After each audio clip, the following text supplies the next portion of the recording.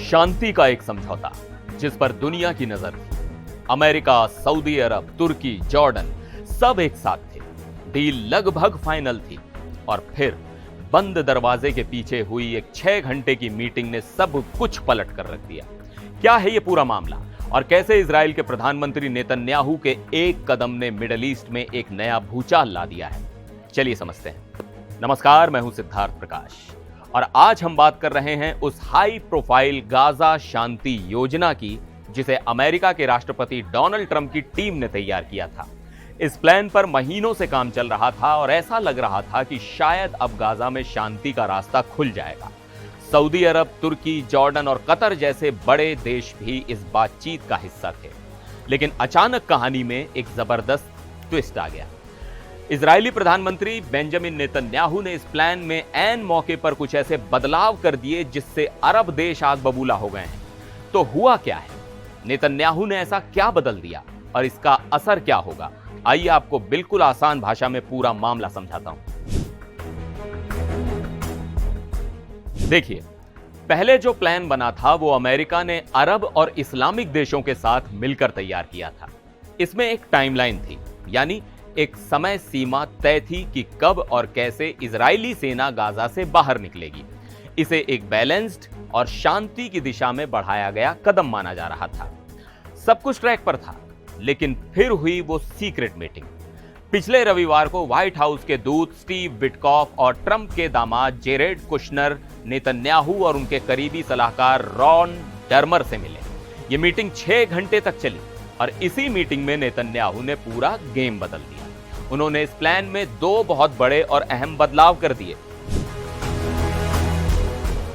पहला और सबसे बड़ा बदलाव, अब इजरायली सेना का गाजा से हटना इस बात से जोड़ दिया गया है कि हमास अपने हथियार कब खत्म करेगा।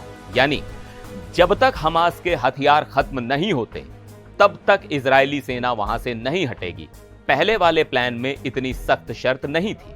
दूसरा और उससे भी बड़ा बदलाव, इस पूरे प्रोसेस पर इजराइल को वीटो पावर दे दी गई है। अब इसका मतलब समझिए, इसका मतलब यह है कि अगर प्रोसेस के किसी भी मोड़ पर इजराइल को लगता है कि चीजें उसके हिसाब से नहीं हो रही हैं, तो वो अकेले ही पूरी डील को रोक सकता है। यानी अब पूरे प्रोसेस का रिमोट कंट्रोल एक तरह से इजराइल के हाथ में आ गया है। अब आप सोचिए, जो देश सऊदी अरब, तुर्की, जॉर्डन इस शांति प्रक्रिया का हिस्सा थे, उन्हें कैसा लग रहा होगा?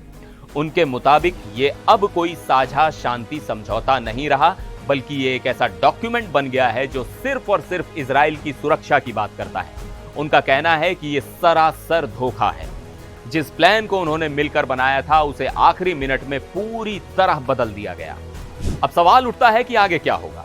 अमेरिकी अधिकारियों ने कहा है कि वो हमास से कुछ छोटे मोटे बदलावों पर विचार करने को तैयार हैं, लेकिन पूरा प्लान फिर से नहीं खोला जाएगा। यानी गेंद अब हमास के पाले में है। क्या वो इन नई और सख्त शर्तों के साथ समझौते के लिए तैयार होगा या फिर ये शांति की कोशिश यहीं दम तोड़ देगी? फिलहाल नेतन्याहू के इस दांव ने मिडिल ईस्ट की राजनीति में एक नई खलबली मचा दी है और ट्रंप के इस बहुचर्चित प्लान का भविष्य अब धुंधला नजर आ रहा है। इस पूरे मामले पर आपकी राय बहुत मायने रखती है, तो आप बताइए, क्या नेतन्याहू का अपने देश की सुरक्षा को प्राथमिकता देना सही है या फिर इस तरह आखिरी मौके पर डील बदलने से शांति की उम्मीदें खत्म हो गई हैं? नीचे कमेंट सेक्शन में अपनी राय हमें जरूर बताइएगा। मिलते हैं अगले वीडियो में, तब तक के लिए नमस्कार।